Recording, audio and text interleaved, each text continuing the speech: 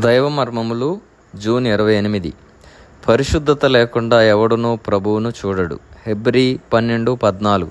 మన ప్రభు అయిన యేసుక్రీస్తు తన బహిరంగ పరిచర్యను ఆరంభించినప్పుడు పరలోకము తెరవబడి పరిశుద్ధాత్మ పావురం వలె ఆయన పైకి దిగివచ్చెను.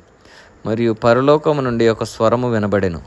పరలోకము తెరవబడి పరిశుద్ధాత్మ మన మీద నిలిచి అనుదినము మనలను నడిపించున్నట్లు మనము దేవుని స్వరము వినగలుగుటకై యేసుక్రీస్తు ప్రభువు ఈ లోకమునకు వచ్చెను. దేవుడు ఆత్మయే ఉన్నాడు. ఆయన స్వరము కూడా ఆత్మ సంబంధమైనది కనుక మనం దేవుని స్వరమును మన ఆత్మ ద్వారానే వినగలము. కానీ ఆ స్వరమును వినగలుగుటకు మన ఆత్మ శుద్ధి చేయబడవలెను. మత్తయి 5:8. పరిశుద్ధత లేకుండా ఎవరునూ ప్రభువును చూడలేరు. హెబ్రీ 12:14.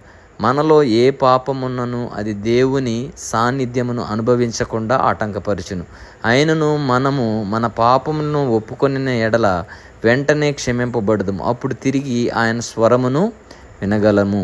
కాబట్టి మనము కూడా ప్రతిదినము ఆయన స్వరము వినాలంటే మనము కూడా పాపము లేని వారముగా హృదయ శుద్ధి గలవారు దేవుని చూచెదరు. అదే విధముగా హృదయము శుద్ధి కలిగిన వారముగా మనము కూడా ఉండి ఏ పాపము లేకుండా మనము కూడా దేవుని వాక్యము ద్వారా మనము కూడా అనుదినము ఆయన స్వరము వినగలుగుటకు దేవుడు అటువంటి ఆధిక్యతను దేవుడు మనకు దయచేయును గాక.